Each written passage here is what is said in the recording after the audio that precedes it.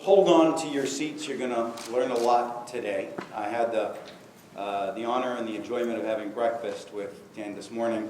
And did anybody in this room know that there's actually more caffeine in regular coffee than there is in a shot of espresso? I learned that from my friend this morning. So you'll never know what you're going to learn when you come to these events. How many people in here are in sales? Raise your hands.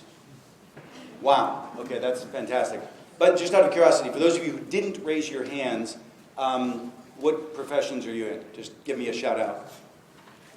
Any of you who didn't raise your hand? You're an architecture. You're an architect? So you don't have to sell anything, do you? I have to sell my services. You have to sell your services, you have to sell your ideas, you have to sell your passions, your dreams, your visions. So I think what was exciting when I read this book was that everybody in this room is going to learn a hell of a lot just about how to live your life better, how to motivate, how to influence. And what I'd like you to do as we go through this today is I want each of you to think about something you're selling right now. Think about a passion, a project, an idea. Think about what you're trying to get your kid to do that he or she won't. Think about a product that you're taking to market.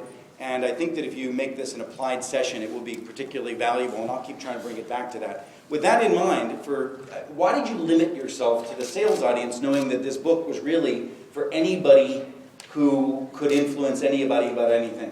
I didn't limit it. The central premise of the book, as you said, Keith, is like it or not, we're all in sales now. You look at the data, let's go to the numbers. 1 in 9 people in this country work in sales. Their job is to get people to buy stuff. Real estate agents, car dealers, whatever. But those other 8 and 9, as Keith is pointing to, those other 8 and 9, they're in sales too. They're spending huge portions of their time convincing, persuading, cajoling, influencing people, trying to get them to make an exchange, trying to get them to make an exchange of resources. And actually for this book, in order to put a little meat on the bones of that claim, I actually did a survey of 7,000 adult full-time workers.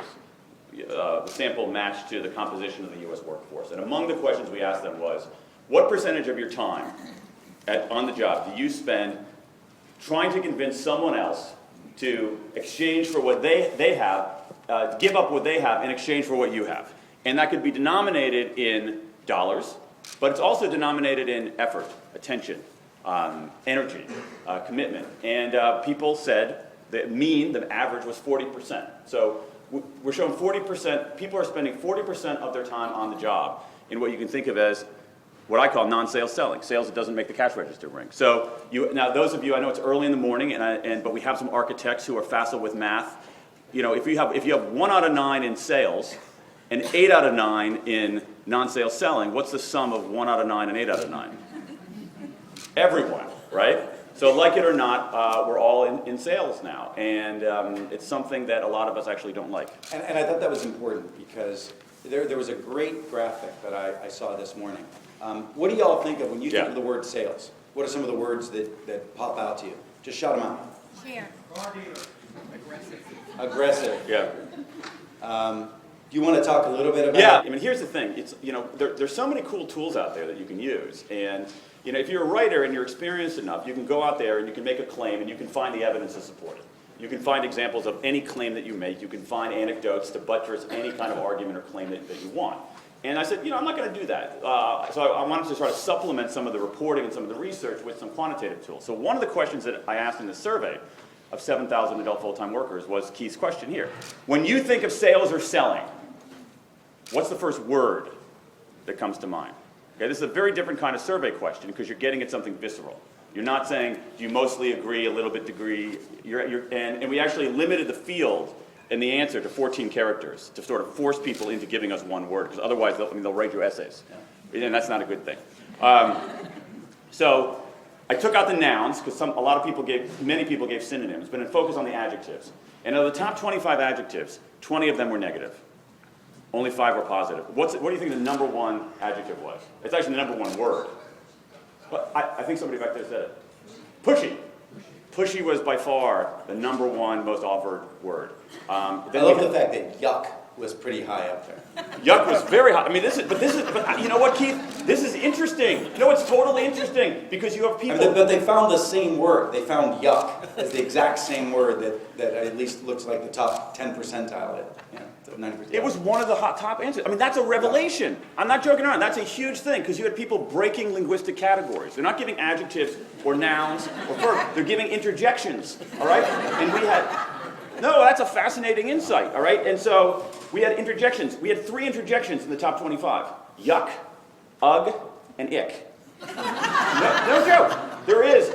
No, if you have the book, there's a word cloud in the book. Okay, so fast, don't run and try to open it up and get the book right now to see the word cloud. I know it's exciting to have word clouds. It's actually, you should buy it for the word cloud. I mean, the word is worth it. Yeah. So number 1 was pushy. We had these interjections, yuck, ugh, or ick. We had somebody said sleazy. I think that somebody in front said sleazy. We had those kind of words. We had sleazy, smarmy, and slimy. He has decided to take a topic on head-on, redefine it. And instead of trying to avoid it, I mean, I wrote a book on networking, and now I call it relationships because networking has a negative connotation. I try to avoid the word when possible and shift it to something that is more authentic, more generous. But you took it head-on, so let's take it head-on here. What I loved about the book was how practical it was. The beauty of his prose. How many of you have read Dan's stuff in the past? I mean, his prose is just gorgeous. And that aside, he also takes a very how-to perspective. So I want to hit the how-to straight on, and I want to talk about attunement. And this I'm going to break down. I'm not going to let you just talk about it in the general. I'll tell you how he defines attunement. It's the ability to bring your actions and outlook into harmony with other people and with the context that you're in. So there are several parts of attunement, and I'm going to hit all 3. Talk to us about increasing your power by reducing it. Yeah, let me just take 2 steps back here. So I appreciate your comments about this thing about taking this idea of sales head on. Because I think that view of sales, sleazy, smarmy, slimy, the 3 of the 7 dwarves of sales, sleazy, smarmy, and slimy, is completely antiquated. That's another era, and that tells us about the conditions in which sales have taken place for a long time rather than sales itself. That's for a world of information asymmetry. When the seller, most of what we know about sales comes from information asymmetry, or a world of information asymmetry, where the seller always has more information than the buyer. A lot more. When the seller has more information than the seller can rip you off. This is why we have buyer beware. And that information asymmetry defined the buyer-seller relationship until recently. And so now, when we've gone from information asymmetry to information parity, when buyers have lots of information, lots of choices, and the means to talk back, it's seller beware. And it's forcing more people to the high road. So the question is, getting to Keith's point here, the question is, if this is right, basically the claim is this: like it or not, we're all in sales now, but sales isn't what it used to be. So if this is right, or as with all these kinds of things, if it's more right than wrong, how do you get better at it? What are the practical how-to implications? What's the applied stuff of it? Now, how do you find that out? Well, my view in finding that out is you go to the science. Okay, you can go to books on, you don't go to traditional sales books. You've seen a lot of these traditional sales books. 41 sleazy ways to close the deal, 18 annoying cold calling techniques, that sort of stuff. Well, even the old ABCs, always be closing.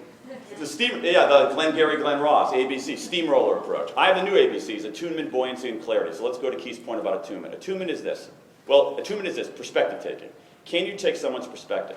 And the way to understand these qualities that are necessary is to go to the social science. Social science gives us clues about how to do that. We don't have to go to old wives' tales. We don't have to go to some grizzled guy who's been selling Chevys for 40 years, even though many of those guys are actually fonts of wisdom. Some of them are sleazebags, but some of them are fonts of wisdom. We can get better. We can understand this. So perspective taking. Here's what the research shows on perspective taking. Perspective taking, not surprisingly, is can you see the world through someone else's point of view? It is so profoundly important in any kind of persuasion, influence, selling effort. Can you understand where the other person is coming from? And here's what the research shows. There's an inverse relationship between power and perspective taking. The more power you accumulate, the worse your perspective taking is.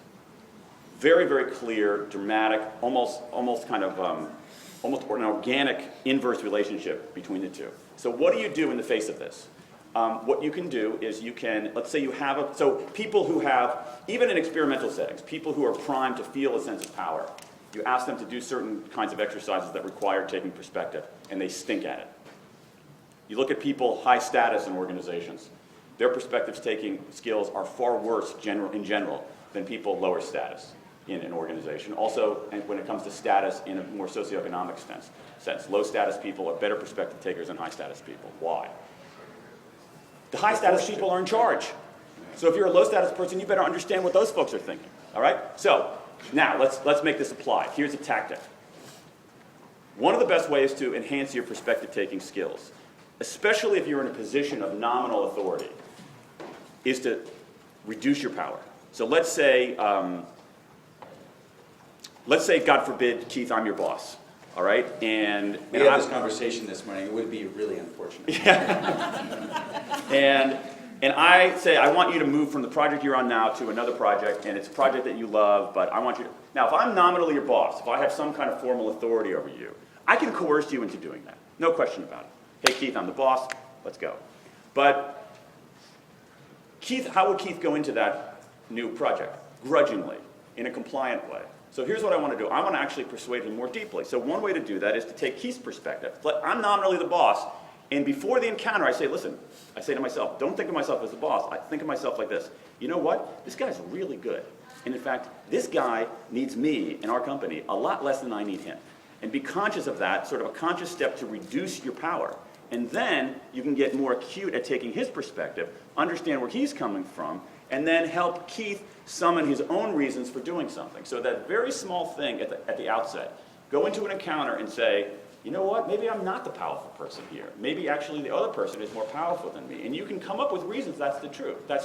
If you're a parent, if you're a boss, if you're in a selling relationship, and that allows you to be more acute in your perspective-taking skills, which ultimately makes you better. Probably doesn't escape any of us who have teenagers. This is a very powerful way to think. I mean, I'm not sure who has the power in my house, whether I do or my 15-year-old son. So it's particularly when he's angry, I'm not sure who has the most power. So let me go to the second piece, which is I would bundle it under the topic of empathy. But you talk about using your head as much as your heart. There was that wonderful study that you quoted, I guess it was back in 2008, around price negotiations, where people had a distinction between whether they should think versus feel. Yeah. Talk a little bit about empathy and give some tips associated with the empathy topic. Yeah, that's an important point. Perspective taking is not empathy. They're like fraternal twins. They're related. They kind of sort of look alike, but they don't share precisely the same DNA. All right, so they're more like very close siblings. And what this again, here's what. I'm the Fox News of business books. I report, you decide. Here's what the research says. Actually, I'm not. Don't ever quote me saying that. I consistently vote Republican. No, I have an incredibly distorted worldview. No, that ignores facts and reality. Anyway, enough about that. You can say that kind of stuff in Southern California. Although, how many people here came from Orange County today? I'm just good. All right. That's good. Even Orange County isn't Orange County. Orange County is turning more. Orange County is turning more blue. Is that right? Yeah, they're going to call it Blue County. Anyway, what was the question? We're talking about empathy. So here's what the research says. Here's a study that Keith mentioned. It's a very, very, very good study. A lot of this research comes from studies of negotiations. And what they do is they give people, there's certain, the way the researchers do this, the way the academics do this, is there's certain kinds of packages of certain very well-crafted negotiation simulations. Sort of like if any of you have gone to business school, almost like a business school case study, sort of analogous to that. And they give you the facts, and they give you the parties, and they give you the information, and then you go in and you negotiate a deal. And one of the famous ones that is used a lot because it's a very good, I won't torture you with the explanation of why it's so good, but it has a lot of interesting elements that really simulate real negotiations, is the sale of a gas station. One person is the gas station owner, someone else is going to try to buy the gas station, but there's some complicating issues that make the transaction a little bit bumpy, but ultimately doable. So, here's the study. They take a group of people, divide them into two sections. One group. They say, go into this negotiation, here's your focus. I want you to focus on, they actually have three groups. Here's the information, go into this group and Go into this negotiation and focus very strongly on the other side's interests. Focus very strongly on what the other side is thinking. Second group, go into this negotiation, focus very strongly on the other side's emotions, what the other side is feeling. Then there's obviously there's a control group, which basically just has, go and do this negotiation. Now, who does better? The control group or the group focused on feelings? Feelings, they do a lot better. Who does better? The group focused on feelings or the group focused on thinking? We want that to be the answer, right? It's not. We want it to be the feelings. It's not. It's the thinking. That is, and so what it tells us is that, yeah, being emotionally attuned, emotional intelligence, empathy is very important. It's better than not focusing on anything. But focusing only on that is giving you insufficient information. And that actually, if you have to make a choice because of your cognitive load, because of your time, you're better off focusing, according to this research, on what people are thinking and what their interests are. So that makes perspective taking very much a kind of a muscular, analytical, cognitive skill. Even though it sounds nominally like kind of like, you know, pure emotional intelligence, it doesn't undercut the importance of empathy. Empathy is extraordinarily and profoundly important on a range of business tasks. But you have to use your head as much as your heart. If you only focus on the emotions and the feelings, you're not getting enough information to actually do a good job. And when I say the thinkers did better, what I meant is they reached the way that the negotiation was configured is that it's possible to reach a negotiation that is good for both sides. It's not a zero-sum win-lose kind of scenario. And so the thinkers actually were able to fashion a solution that both sides found more appealing. And what I really loved about the book, in cases like this, there wasn't some Pollyannish pendulum swing. So it's like, you know, there's everybody's out there. In the past, we used to be transactional sellers, and now there's everybody coming along saying, oh, you're not about transactional selling. We've got to empathize. We've got to feel, et cetera. And he really took a research-based, no BS, here's exactly what wins approach, which I think is just phenomenal throughout the book. You know, there's also a lot of really good tactical stuff. And in this same genre is strategic mimicry. And some people have in the past called it mirroring, et cetera. There was a wonderful example about a waitress, which I was like, well, that's interesting. Now I know why she does that. Where a waitress actually, if she repeats your order exactly at the point of you giving it, then she's got a, what is it, 70%? Tips are 70% higher. Higher. This is a famous, I mean, it's not famous in like a real sense, but in the narrow world, it's a pretty well-known study. Daniel Pink, it's famous. It's huge. It's Huge. If I had a choice between, this researcher's walking down the street, this Dutch researcher, and Angelina Jolie and 20 totally children. Totally going to the Dutch researcher, Yeah. no question. And so. But how would we use strategic mimicry? How would we use strategic mimicry? How would we use it? How would we use it? Okay, so your question is, how would we use strategic mimicry? No, I mean, at some level, Took me a while. Yeah, it's all right. It's early. It's early. So that's because Keith says, I was doing espresso. Exactly. Regular That's exactly. He said, I got to have some caffeine. I'm going to have a latte. And I said, there's a lot more caffeine in a regular cup of coffee. No, yeah. And then, anyway, so... and a half an hour later, we decided to change the... And then he switched to regular coffee. I did. In any event,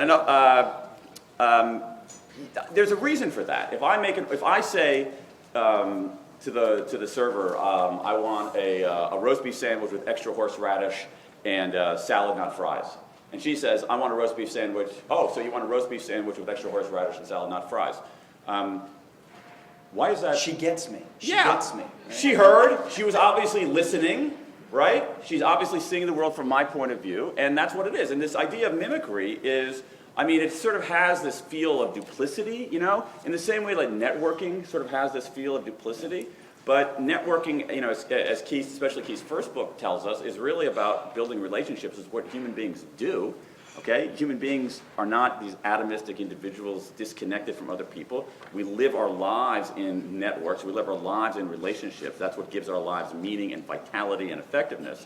And so this idea, in the same way that networking isn't some kind of slimy thing, it's something that we do.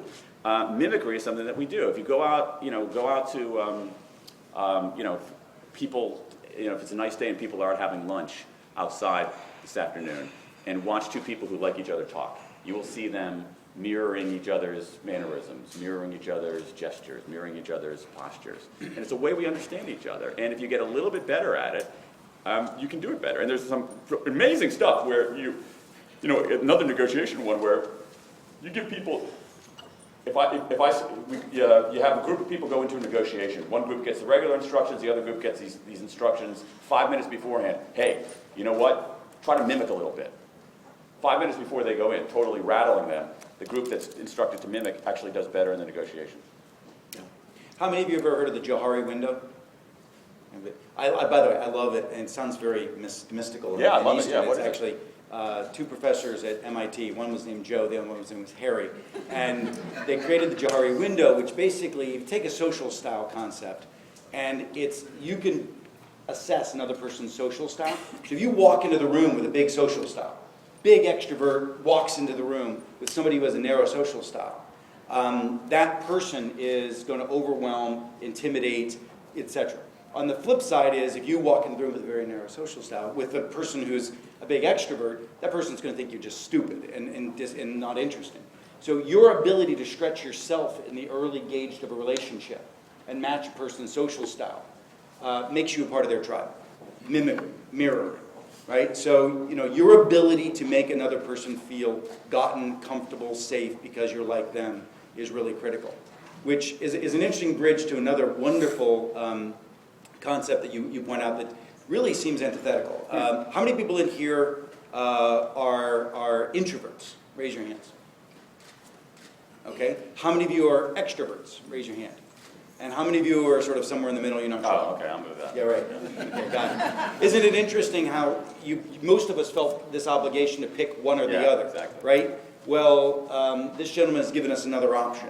You want to talk a little bit about the introverts? So there's a really fascinating social psychologist who is the youngest tenured professor at the Wharton School of Management, a guy named Adam Grant, done some remarkable research. I wrote a little bit about it in Drive, write about a couple of things that he's done here in this new book. And what he did is this, he studied extroversion, introversion a little bit, but he ended up doing this kind of study. We have this belief that extroverts make better salespeople. And what the facts show very clearly is this: extroverts are more likely to go into sales. Extroverts are more likely to get hired in sales. Extroverts are more likely to get promoted in sales jobs. That's very, very clear in the research. What problem with that is that when you look at the link between extroversion and sales performance, that is how often the cash register rings, the correlation, the best study, meta-analysis of 35 separate studies, the correlation between extroversion and sales performance is essentially zero. It's actually 0.07. It's almost, it's functionally Who's counting? Yeah, it's non-existent, you know? And so, does this mean that introverts are better sellers? No. So Adam Grant's research did this. Measured people on an introversion-extroversion scale.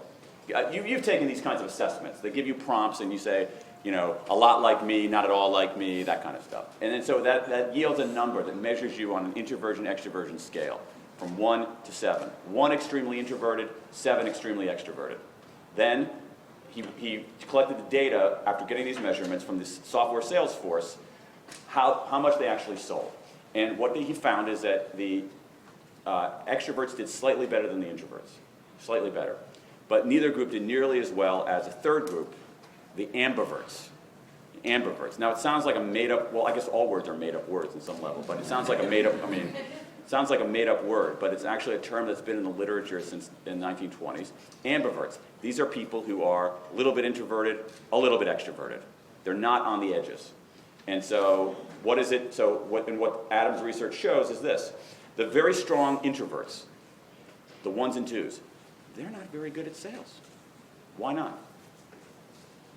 They don't match their clients. They don't match the clients, right? They're kind of quiet. They don't assert. They have, they actually, using the Johari window, they actually can have a very narrow window when they're dealing with people with a more expansive window, precisely.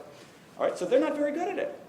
But the very strong extroverts, they're not very good either. They're only a little bit better, and we think that the very strong extroverts, hey, how you doing? What can I do to put you in a Buick today? You know, the kind of super sunny, gregarious type. They are not very good. Why?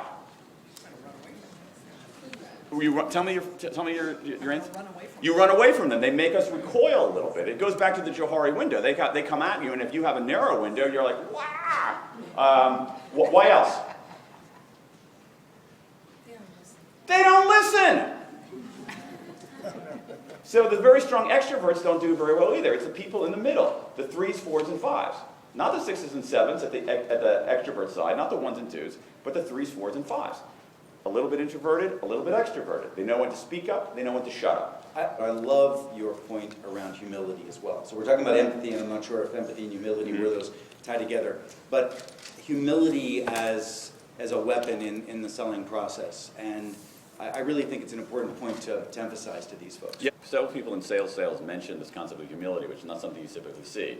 And it really goes, Keith, it goes to that attunement point, which is basically, let's be humble about your own sense of power and your own ability. And the more humility you have, first of all, humility is let's put it this way, it's not an unattractive quality in people, right? You know, the second thing about it is that it allows you, it enhances your ability of perspective taking. It also, if you have a sense of humility, you're actually genuinely interested in what other people have to say. And listening, not surprisingly, ends up being one of the most important skills in attunement. And what's curious about listening, I didn't discover this until writing this book, is that, think about our schools. You go to school, they teach you how to read, they teach you how to write. No one ever teaches you how to listen, ever. I mean, you know, because you have the proper physiology, you know how to hear. You can detect and decode sounds with your ears, but no one ever teaches you how to listen. And I think that really holds a lot of people back. And what it does is it fosters this idea of this sort of mythological salesperson who's effective in it, that it makes people recoil and say, that's not like me, because they have visions of, you know, Herb Tarlek from WKRP. I think I'm above the median age of this audience here. You know, and the truth is that the people who do best are really in the modulated middle. There are a couple of implications for all of us in this. Let's think about this in your own performance. Number one is that if you look at the distribution of, if you look at the measurement of introversion and extroversion across against revenue, that is basically showing kind of a peak. The extroverts and introverts don't do very well, but the ambiverts do a lot better. That curve is very, very similar, very eerily similar to the distribution of introversion and extroversion in the population. So some of us are very strong extroverts, some of us are very strong introverts, but most of us are ambiverts. But when we're given the choice, I mean, I even did the same thing. You say, how many of you are introverts? And I'm like, yeah, because I test more introverted than extroverted. But I'm actually, you know, on the scale, a 2.5 or 2.8 or something like that. So I'm not a heavy introvert. And the interesting thing about that is that introversion extroversion is a very stable personality characteristic. It's a very stable personality characteristic. So I test more introverted than extroverted at age 8. I'm probably going to test more introverted than extroverted at age 48. Science is definitely swinging here. Most of us, when we raise our hands to think of ourselves as introverts, think that there's a bad connotation to that, a less than connotation, that the extroverts rule the world, the introverts are a little weaker, and as a result, we're like, yeah, I'm an introvert. But I think a lot of the work these days is showing the power of introverts. Oh, sure. There's no, yeah. And there's many other books written about it. And in fact, I want to shift to a slightly different topic. How many of us, in order to go into an important meeting, pump ourselves up to be extroverts? You know, like there's that old concept of sales guys and gals, you know, sitting in an elevator, like selling, you know, pumping up their mantras, right? You know, like, I am great, I am awesome, you know. And in fact, I pulled a sentence from the book. Good. His writing is so beautiful. Oh, but then let me just read one. Thinking about this individual getting ready for the sales call, declaring an unshakable belief in your inherent awesomeness inflates a sturdy raft that can keep you bobbing in an ocean of rejection. Right? By the way, this is like Harlequin good. I mean, this is good stuff, right? You guys, you got to read this shit. I'm serious. It's powerful stuff. But the point, he goes in then to talk about how that's total waste of time. You propping yourself up to be the extrovert, instead using the art of questioning. Yeah. Now, I want to talk about this because it's not intuitive what the questions would be. Yeah. And maybe you could get a little clearer. I don't know if this is a daunting audience, you can tell. Did you have to prop yourself up with questions this morning? And if so, what were they? But how do you think about questions, and how can you help them think about getting ready for that influence moment through questioning? I think it's one of the very interesting things in there because it is counterintuitive. We have this notion that you pump yourself up. You go into an important encounter, you sort of go to the Bella Caroli school of motivation. You can do it, right? It's affirmation, it is positive. There is, in some cases, a kind of hyper-masculine way to do this, which is, you got this, you're an animal, you're a monster, that kind of stuff. Let's just go to the science. What does the science tell us about this? Here's what it tells us. You're better off, let's get it to the tactical applied level. You're better off going into an encounter, not saying, you can do this, but asking yourself a question. Can you do this? So you walk in here, you say, Dan, can you? I could walk in here and say, you can do it. You're awesome. And I like that. I like telling myself I'm awesome. I like hearing from myself that I'm awesome. Right? It feels pretty good.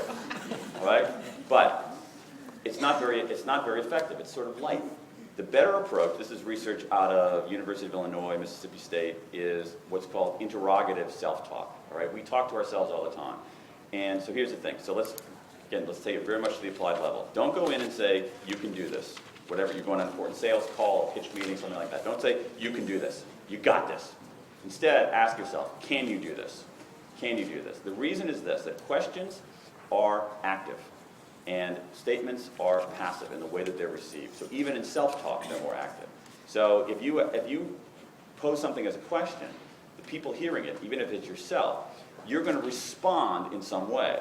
So if I say, can you do this? Can you do this? Here's the thing. Let's say I was doing this on the way in here. So instead of saying, Dan, you can do this, say, can you do this? Dan, you're tired, or you're a little bit introverted, you got this big, daunting audience of smart people. Can you do this?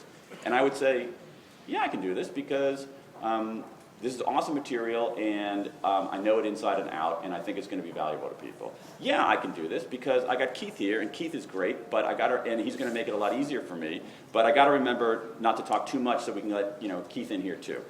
Can you do this? Yeah, I've actually I've been to Gensler before. I've worked with Gensler, so I know these people pretty well, and I remember, okay, this is how Gensler works and so forth. What am I doing there? I'm preparing myself. All right, I'm getting ready for it. It's not this kind of empty-headed affirmation. It's actually preparation. It's much more muscular. And so, again, move from declarative self-talk to interrogative self-talk. From you can do it to can you do this? Because it actually is much more active, it's more muscular, and it prepares you. And you see the correlate if you go back to this idea of questions and empathy. Correlation also is in when you're in the sales call. And you use the IDEO example of the whys. I mean, look, we've all heard this, the 5 whys. Yeah, it's good. But I think it's still important to remember how important that can be during a sales call. Sure.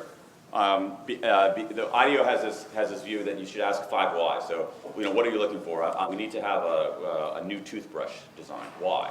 Because our old toothbrushes aren't selling very well. Why? And it's annoying as hell to be on the other end of this. But what it does is that it actually forces people to sort of get to the heart of the matter. And this goes to one of the principles of clarity. One of the ABCs is clarity. And clarity is essentially this. One aspect of it is this.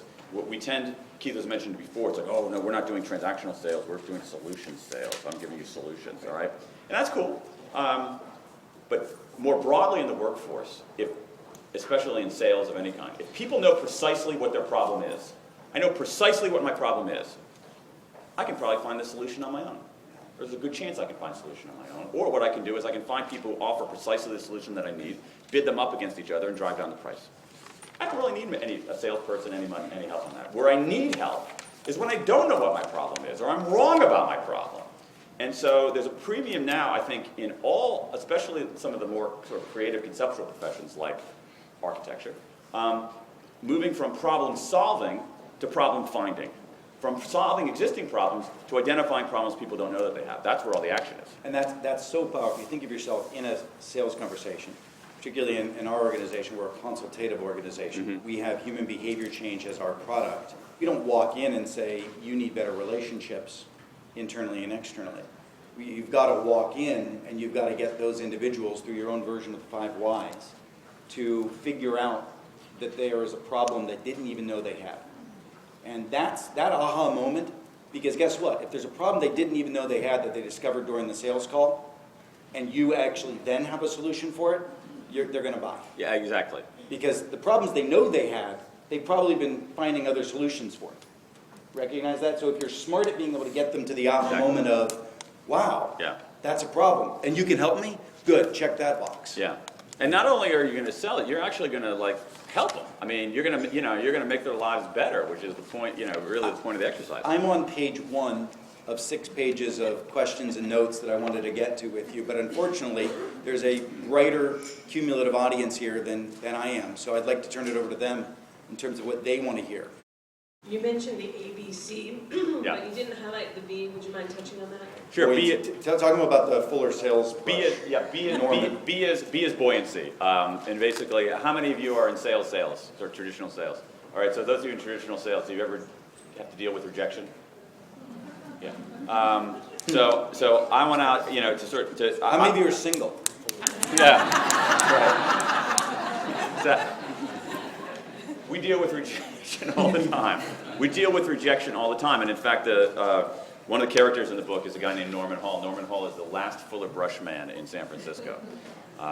Extraordinary guy. And anyway, he said that being in sales, when you're in sales, you face what he calls, this is a lovely phrase, and it's sort of in the passage that Keith read. He says, the hardest part of being in sales, he said, is every day you face an ocean of rejection. An ocean of rejection. And so buoyancy is some of the tactics that you can use to stay afloat in that ocean of rejection. One of them is interrogative self-talk. Another one, which is fairly well known but hugely important, is Martin Seligman at the University of Pennsylvania did this research a little earlier in his career, and he said he wanted to study at some level how people deal with rejection. So he went out and he said, well, obviously the people who deal with rejection the most are life insurance salesmen in Pennsylvania. And so he went to study these life insurance salesmen in Pennsylvania, and what he found is that the most successful life insurance salespeople, the best predictor of sales success, better than even the industry's own assessments, was their explanatory style, what he called their explanatory style. How did they explain failure? When something went awry, when they didn't make the sale, how did they explain it? And what he came up with are the 3 Ps, personal, pervasive, and permanent. Personal, pervasive, and permanent. And so you can, if you fail and if you get rejected, as you will, whether you're asking somebody out on a date, whether you're making a sales call, whether you're pitching an idea, you can explain it after the fact. Is it personal? All right? If you say it's all my fault, that's less healthy than saying, hey, maybe it's probably not all your fault. Maybe this person just wasn't ready to buy. Maybe you're trying to do B2B sales in a company that you don't realize is inches from bankruptcy and can't buy anything, right? So is it personal? Sort of try to make it. Look for ways that it's external rather than purely personal. Pervasive. People go in and they say, this always happens. Can't believe it. Here it is. It happens again. I always fail. And it's important to remember, say, actually that's not true. That's not an accurate assessment of reality because yesterday, 2 days ago, I made a sale. So don't think of it as pervasive. And then finally, permanent. Some people say, oh my gosh, I blew the sale. It's over. It's over for me. And recognize that most things are not permanent. And so the more, and the phrase, it's a lovely phrase from the literature, the more that you can take these rejections, and this is the phrase, decatastrophize them, the better, the more buoyant you are. And this is not self-delusion either. It's actually taking a step back and saying, is this entirely my fault? Does this always happen?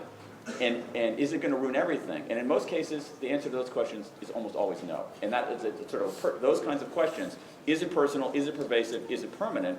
And look for ways that the answer is no, can really prepare you for the next singles bar. You talked a bit about strategic mimicry, and I wonder if you could address that idea when you're on the phone trying to sell. Good point. Good question. And it's also other kinds of media as well. I mean, email and whatnot. You don't have. I mean, the phone is a more sort of emotionally, anthropologically impoverished medium. You're not getting enough. You're not getting the kind of information you would get in a face-to-face conversation. But you do get information. So the mirroring can be certainly on a sales call. One tactical thing here. particularly if you're in technical sales, use the customer's language rather than your own specialized language, all right? So you're looking for one of those thingamajigs that go on your toilet. Let's say someone's ordering plumbing supplies, all right? And you don't have the customer doesn't have a specialized knowledge of plumbing supplies. It's perfect. Oh, you need a gasket, And instead, you reflect the language back to them. Also, people have various styles on the phone. Some people are more quiet, and you can reflect that style back. Again, it goes to the Johari window. The Johari window operates through the medium of the telephone. And so you're getting less information, but you're getting some information that you can then reflect back. There is something to be said, truly. And it's not duplicity in actually using people's same words back to them. Why? Because it's reassuring to them. The second thing is that it helps you. If their words come out of your mouth, you understand what they're talking about a little bit better. And that makes you more attuned to them. And so even though the channels aren't as wide, you can bring some of these tactics, these techniques to bear on the phone. We did a large project for one of the world's largest e-tailers. And the question was, how do you deepen relationships in the selling process on the phone? And we came up with something called the fluffy factor. And the fluffy factor was what we noticed very often were the people who deviated from the script to address noises in the background. So a fluffy was barking in the background. Great point. And you deviated from the typical sales script to ask about Fluffy, particularly if you empathize because you two had a dog. And you asked about the dog, and you asked... So really, the concept of the same thing that you and I did, we spent a morning getting to know each other. Because, Dan is a great writer. He's a peer in that world that I'm in, and I have a lot of respect for him. I want to build a relationship. So where do you go? You go off into the commonalities, you share passions that you have, etc. You're not stopped from doing that. And in fact, so the big key for online sales is we've got to shift the metrics away from time on phone to really, are you capable of bonding and empathizing during the call? Zappos, as you guys know, celebrate. You know that, right? I've been telling them, go deeper because it's a great instructive lesson. Yeah, Tony down at Zappos, the CEO there, as soon as you get on the phone, if you break 2 hours on a call, so if somebody calls in because they want to order new shoes, they've gotten to this, and by the way, 2 hours is now their limit because anything less than that is kind of normal. I mean, I don't know who the hell decides to call Zappos and spend 2 hours. But at the point of breaking, lights go off and around the place, they start blinking red. And everybody takes turns coming to that person, giving them foot rubs, giving them food, etc., rooting them on to keep this person on the phone as long as possible. The record is 18 and a half hours. Oh my God. And during that period of time, the person that they were talking to went and took a break, etc. But the whole point was Tony realized that in the life of buying shoes, they will get a customer probably one time on the phone. And if they waste that one time on the phone not to build the relationship, but instead just to transact, they have lost the greatest opportunity to deepen relationships in the selling process. So they have created this fantasy of, and gone to the extreme, of course. But again, lots you can do on the phone, right? Well, the other insight there is, I think more broadly, is the importance of breaking with the script. And one of the things that Zappos does is Zappos has scripts, but people don't have to follow. So the scripts can be a model, a guideline, but it's not this kind of robotic. It's not this kind of robotic approach. Look, to sell is human. How in the world do you build relationship and sell effectively if you're on a script? That's not human. That's not authentic. And so the idea that this book really reinforces is, and it's such a great research basis, the human element. How many more questions do we have time for? Okay. 3 more questions. Exactly. Okay, the gentleman there, halfway down. Oh, I'm sorry, the lady there and then the gentleman. Can you give us a little more specific than teenager? Yeah. The perspective taking. I'd like a little more information about perspective taking. And he's got 2. He's got 2. I have 2 teenage girls. So how does 16 it really work? Give us a specific example if you could. of attunement, Of how or any of this. the perspective taking could work to reach a desired outcome that you might have with somebody who is resistant. Okay, I can give you a particular technique that can be effective. It should be deployed only for, you can't use it over and over and over again. It loses efficacy. But for significant things, there's a technique in the therapeutic literature called motivational interviewing. I don't know if you've ever heard of that before. Why don't we just talk this through? Why don't you give me for instance, what you're trying to do? Or I'll give you, for instance, but I'd rather use yours. Okay, procrastination. Yeah. Right? I'm going to get to it.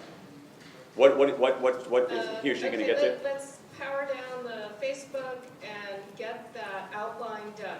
I'm going to get to it. Okay. All right. I really want to see Yeah. that you've got that done, so you're getting to bed before midnight. Okay. So one thing to recognize here is that they're teenagers. All right. And one thing to recognize about human beings is that they're not infinitely malleable. And so the way to think about this is following. I'll give you the tactic, and then I'll explain why it can be effective in certain kinds of circumstances. What's your son's name, or his daughter or son? Brett. Brett. Okay. So one thing you can do, you say, Brett, you've got to power down your Facebook, and you've got to start working on this outline. You know that. Brett, on a scale, you can't use this all the time, but on a scale of 1 to 10, 10 meaning I'm totally ready to do this, 1 meaning no way in hell I'm doing this, how ready are you to do this? Power down your Facebook and begin the work on the outline. Okay? Scale of 1 to 10. Now, how would Brett answer that question? 7. 7? Okay? Here's the key point. Brett, why isn't it lower? Why didn't you pick 6 or 5? What happens there? Brett has his own motivations for doing things, right? And so he says, well, because I know I kind of get that. I mean, that's 6, 7 is a very high number. A lot of times, I mean, with my Negative 4. Yeah. No, we don't allow negative in this thing. There's no 0 either, which is partly a very brilliant way of framing it. But a lot of times you hear 2s and 3s, and so someone is like, it's a 2, it's a 3, but you surprise them by saying, well, why isn't it lower? That's the surprise. Why? Well, because I kind of know I have to get this done. Because I kind of know that Facebook is a distraction. What happens there? In that case, people begin summoning their own reasons for doing something. And when people summon their own reasons for doing something, they're more likely to do it. They're more likely to adhere to the behavior in the long term. One of the big insights, for me at least, as a parent, as a human being, in this book Drive that I wrote a few years ago, which is about the science of motivation, is one of the leading scholar of a certain kind of motivation called self-determination theory, a guy named Edward Deci at the University of Rochester, said something that has really stuck with me. He says, we've got to get past this idea that motivation is something that one person does to another person, when in fact, it's something that people do for themselves.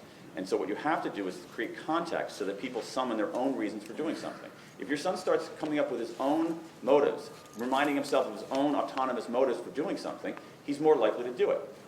So I think that's a useful tactic, and I've used it for. I deployed it. You can't use it for everything. On a scale of 1 to 10, how ready are you to empty the dishwasher? On a scale of 1 to 10, how ready are you to empty the garbage? But for the significant things, so I tried it with my daughter Eliza, whose room is an absolute mess. I mean, it's unbelievable.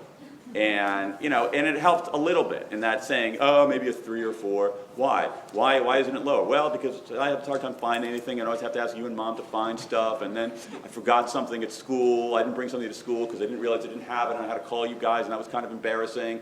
And so you begin summoning, those kinds of reasons, and that's a tactic that can be very effective. I've been studying this subject a lot out of self-preservation. The only thing more challenging than having teenage girls is having teenage boys. Yeah. Well, I mean, and a teenage boy who we got at the age of 12 out of foster care, who is so angry at the world because he's been disappointed since the age of 6 in group homes, both abused as well as ultimately transacted in foster care with nobody who really cared about it, right?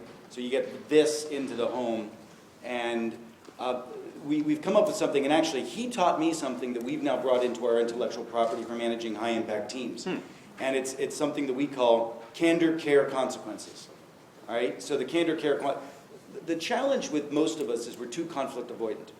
And when we do deliver feedback, like you are with your son, you're typically doing it in a mindset for you, not for the kid. And the ability to adopt the reason for the feedback is for the benefit of the individual. So I could easily say to one of my employees, you really have to stop doing that. And what is really going on is, because that pisses me off and my business isn't going to be as good, and it's all about me. The very same thing could be, I actually care about your career. And this is a piece of advice because I believe that you will benefit from it and you will have a better career because you deserve to. And so when I have my conversations with Daniel, the His candor, son, not me. my son, yeah, exactly, the other Daniel. The candor has to be wrapped in caring criticism. Relative to the procrastination, Daniel, I know how tired you are when you wake up in the morning. And Daniel, I need you to do well at school because you're such a smart kid, and it would be ridiculous if who you are didn't become an amazing professional someday because you didn't do what you needed to do today. I care so much. And I care so much, by the way, that if you understand, I'm going to put some consequences around this. I will give you free will, but at some point when you violate the curfew, the time, etc., I'm going to take your computer away because I love you. Right? And so I found early on that the caring criticism alone didn't work, so I had to do caring criticism consequences. But the consequences weren't because I'm some jackass wanting to torture him, because I love him. And to have that articulated discussion was very helpful, and I now bring it into high-impact teams. And it's a much better way to give feedback to an employee because you care, as opposed to because you're not making me enough money.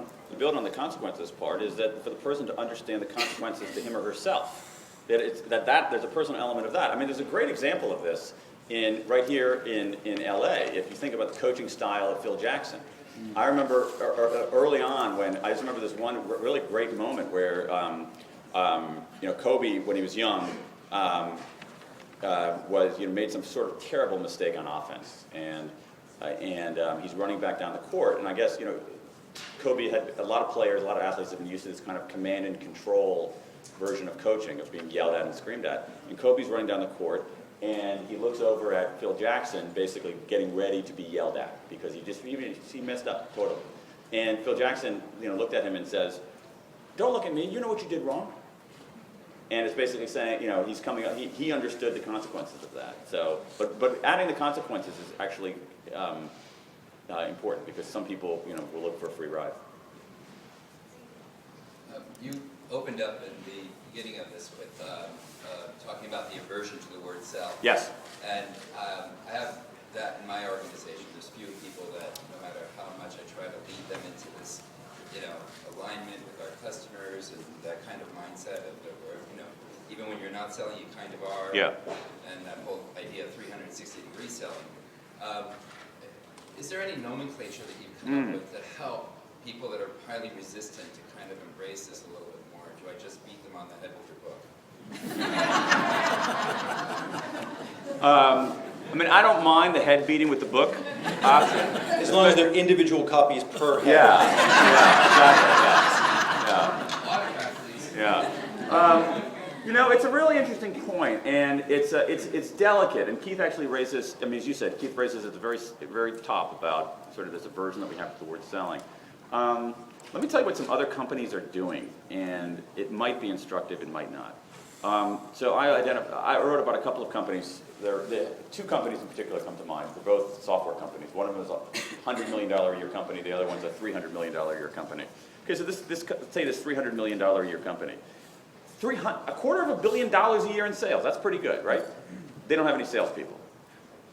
Why? Because everybody's a salesperson. But they don't say that. They basically, that's what they say to you to try to explain it. But what they have is people who are really, really good at their jobs, who are focused maniacally on making their product better and helping their customers use the product. And that in its way has the consequence of actually engaging their customers and selling more things. So you can get away, you can give people their regular jobs, but focus them very much on the customer. And the more that they serve the customer, the more they do great things for the customer, the more that they're not doing the traditional sort of functional things in sales and sort of, can you sign this contract here? Can you fill out this purchase order? You can have other dedicated people maybe who are more comfortable doing that. But if you get people into the mindset of putting the customer at the center, then it can redound to your benefit. The other thing that's interesting about this is I'll give you one other example here from the field. Let's talk about the candy company Perfetti. You can think of, sort of change a little bit what they're selling. Perfetti Von Meli is a Italian company. They make Mentos. And so think about their sales force had a pretty significant transition. So they have salespeople who make sales calls on small retailers, mom and pop shops, bodegas, whatever. And so typically you say, hey, you want to buy some Mentos? Hey, order these Mentos. And they actually change their model, their sales model around, and they do this. They go in there with their own data. They actually use the retailer's data. And they go in and they sit down with the retailer, the mom and pop bodega, and they say, you know what, we studied the demographics of your neighborhood. We understand your sales. We have our data. We're going to recommend a suite of products, S-U-I-T-E, suite of products to sell in your store that our data, your data show are going to be valuable. Now, this suite of products includes products from their competitors. So they're recommending to these retailers that the competitors actually that they actually stock some of the competitors' products if that's the right thing. They also say, you know, some places you guys need 5 varieties of Mentos, not 7 varieties of Mentos. And so so instead of basically pushing, instead of being sort of like Mento pushers, they say we sell insights about the confections business. And the people on the other end are like that because everybody wants insights. And the people who might have been very sophisticated analysts, people who are good strategic sense in business, actually end up becoming very effective sellers because they're not pushing candy on people, they're selling insights to their customers. And so the move from product to insight could also be useful. I'll give you the words Yeah. we try to use. Shift from selling to generous serving. Mm-hmm. And if you can get, whether it's a car dealer, somebody shouted out car dealers, you take a look at a company like CarMax, who's actually done that quite well in used car business that you talk a lot about in the book. The ability to shift to, are you of generous service? Yeah.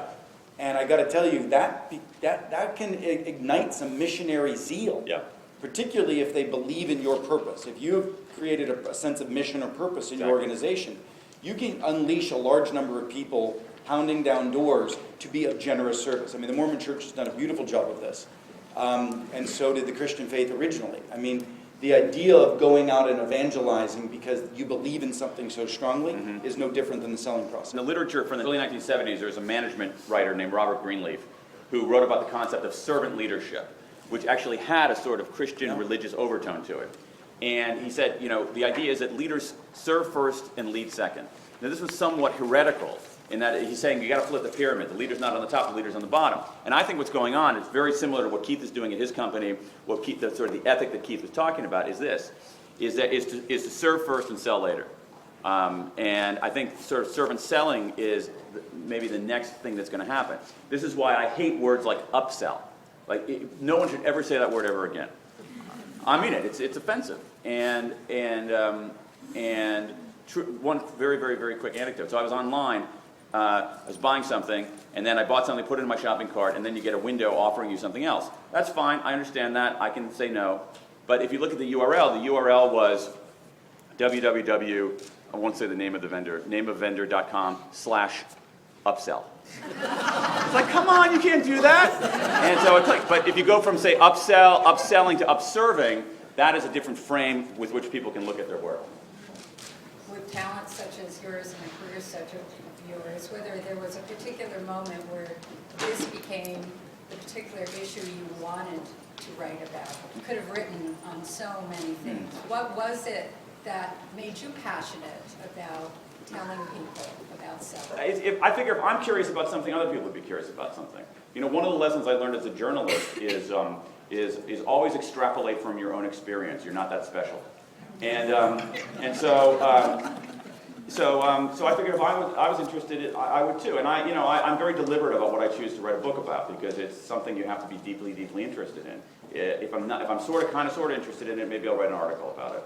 I don't have to live with it for the rest of my life. But so for me, I have to pick topics that I want to live with for the rest of my life that I care about. I just think that this particular topic is just so unbelievably interesting, and I have learned so much from it.